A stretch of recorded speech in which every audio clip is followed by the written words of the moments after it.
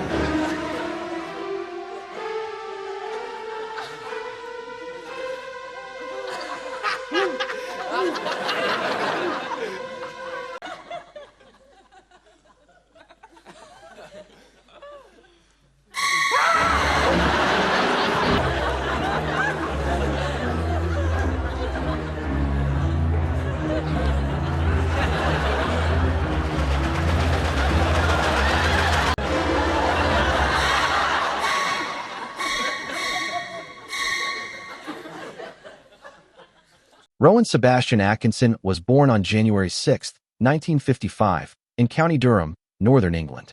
The youngest of 4 children. He grew up on a farm. No one expected him to be anything. He wasn't the class clown. He wasn't the funniest guy in school. Quite the opposite. He was quiet, shy, awkward in front of people. And he had a strange habit from childhood, standing in front of a mirror and playing with his own face. And during an appearance on Stephen Colbert's show, Rowan Atkinson shared the story of how Mr. Bean first came to life. And according to him, it all began on one unforgettable night. Do you remember what happened? Do you remember that night? Yes, I certainly remember the night. It was a one-off. It was a one-night review, and I was asked if I wanted to do something, and I couldn't think of anything, and just stood in front of a mirror, to be honest, and I just started pulling faces, I mean, for want of a better term. And I just sort of, was doing this...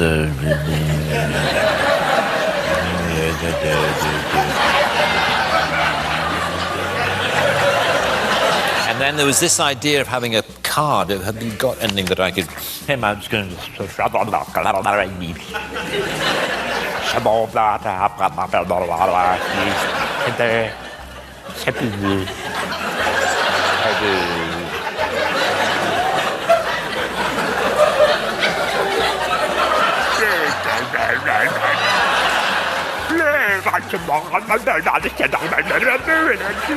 Anyway, it was something like that.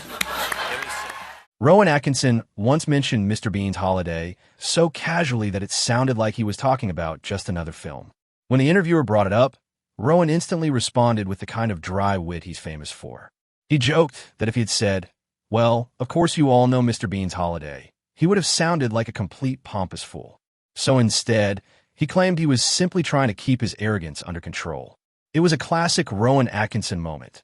Understated, brilliantly timed, and proof that his razor-sharp British humor extends far beyond the character of Mr. Bean. Quite a while ago, called Mr. Bean's Holiday. Oh, yes. In which Mr. Bean... You're so casual about that. I did a film called Mr. Bean's Wow. Well, does he look like an even bigger knob if he said, "Oh, well, of course you all know Mr. Bean's Holiday"? Yeah, exactly. So I'm trying to reduce my knob quotient. It's not often that you get to see Rowan Atkinson on the other side of the interview table. But in one rare appearance, he sat down with Elton John and immediately began teasing the music icon about his famous stage name. With perfect timing, Rowan jokingly suggested that perhaps John Elton might have been a better option. The question caught everyone off guard, but Elton's quick and effortless response made it clear he had never once questioned the name he chose. What followed was a wonderfully funny exchange, blending Rowan Atkinson's dry British wit with Elton John's natural charm and turning a simple conversation into a genuinely memorable interview moment.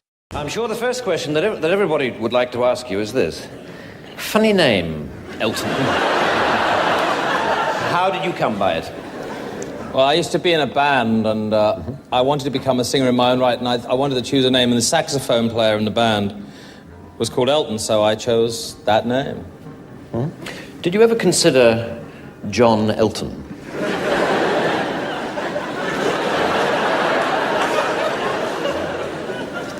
No. You didn't? Okay. Right, well, let's start with those early albums, then. One of which I believe was called simply Elton John. Yes, that's correct. And you didn't feel awkward with the name at all? I thought it sounded great, and, you know, I thought people would be more interested in the music rather than the name.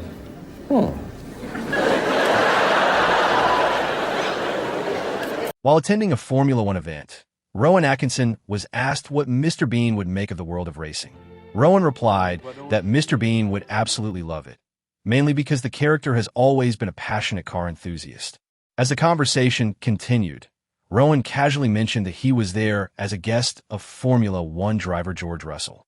That immediately gave the interviewer an opportunity to tease him for name-dropping a famous connection. Without missing a beat, Rowan played along, responding with his trademark self-deprecating humor and jokingly acting as though he were far more important than he really was. It was another classic Rowan Atkinson moment, quick, understated, and effortlessly funny. What would Mr. Bean reckon to all of this Formula One malarkey? Yeah. Well, he would enjoy it very much because he's a car enthusiast, as you know. Oh, that's right. Yeah, he had some magnificent cars, didn't he? Cars, then he'd enjoy it. But anyway, it's fantastic to be here. I'm a guest of George Russell, which is, it wasn't planned for me to be here on a weekend, when he got pole, but here we are. Rowan Atkinson name-dropping. Whatever next? Oh, I know. I'm here as a matter of fact, as a guest of George Russell. So. Oh, fantastic. So that's how privileged I am. In one memorable scene from Blackadder, an ordinary conversation quickly spirals into chaos after a seemingly harmless remark about marriage sends one of the characters into uncontrollable laughter. Despite repeatedly trying to apologize and continue the discussion, he only ends up laughing even harder. The unexpected breakdown turns a simple exchange into one of the show's funniest and most unforgettable moments. Forget the whole thing. I'm going back home with Migsy. Yes. Oh, show me the glen where the kipper roams free and together. Oh, I'm so sorry. I'm so sorry. It got too funny. Sorry. It's so funny to me that he addressed it all to Miggins. Consulting with the wife. You see, after back in the office on Friday, yeah, I know what you mean. I'm going to look at you. You're looking at me. I understand everything. I know what it's like. I mean, you've got a difficult job. 45 miles commuting every day. The story continues as Rowan Atkinson, recalling the process of creating Mr. Bean, revealed that the character's origins can be traced back to a vacation in Venice in 1985. During that trip, he became fascinated by the idea of creating a comedy that relied almost entirely on visuals rather than spoken dialogue. What began as a simple creative experiment gradually evolved into the Mr. Bean character that first appeared on television in the late 1980s. From there, the quiet, childlike figure grew into one of the world's most recognizable comedy icons. I was based actually on a visit, on a holiday in Venice that I had in 1985, quite a long time ago. Wouldn't it be fun, because I had already started exploring just doing purely visual comedy. I'd explored it on stage, and I was interested in trying to put visual comedy through the character of Mr. Bean on TV. And so that's where it started. Well, the first ones we did were in 1988, 89, and then it sort of grew from there, and now we've got this... Weird, it's like it's got its own life. presence. While promoting Mr. Bean's holiday, Rowan Atkinson proved that his comedic instincts go far beyond playing Mr. Bean. When asked to deliver a simple promotional line for a television program, he deliberately got it wrong several times, acting as though he couldn't quite remember what he was supposed to say. The joke became funnier with each attempt, as Rowan continued pretending to struggle with a phrase while everyone around him realized exactly what he was doing. The unscripted moment quickly had the interviewers and crew laughing, offering a glimpse of the same sharp humor that has made him one of Britain's most beloved comedians. That was really good, thank you. This side or this side? Right, how do you want to sit down? No, I'll get behind you. Well, I see, I just sit here and you do don't nothing. have to do anything. Okay. Coming up on Sunrise this morning, we meet the lovely Mr. Rowan Atkinson. We talk about Mr. Bean's holiday, and all you have to say is, if you miss it, you miss out. Simple as that. You ready? Right, okay. I'm good at this. Good, okay. How interesting. Morning, Neil Sean here on Sunrise. A man who needs no introduction, Mr. Rowan Atkinson, and we talk about Mr. Bean's holiday. Remember though, Rowan? Oh, sorry? If you miss it, you miss out. Do you mind doing that again? Yeah, okay.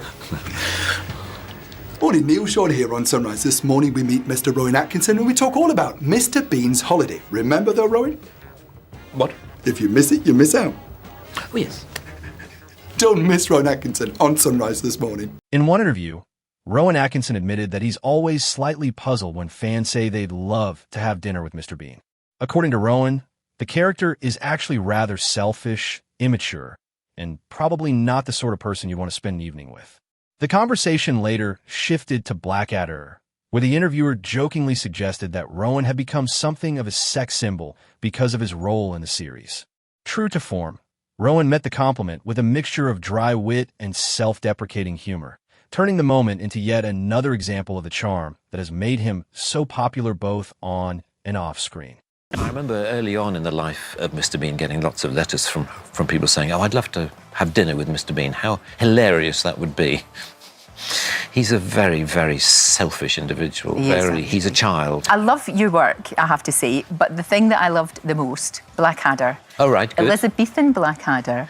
Right. You became a sex symbol because of that. Oh, pish. No, it's not oh, pish. It's true. Look, it was yes. It was just the whole persona, and you really suited the outfit. I have to say. Yeah, that costume. Yeah, sadly, I haven't had occasion to wear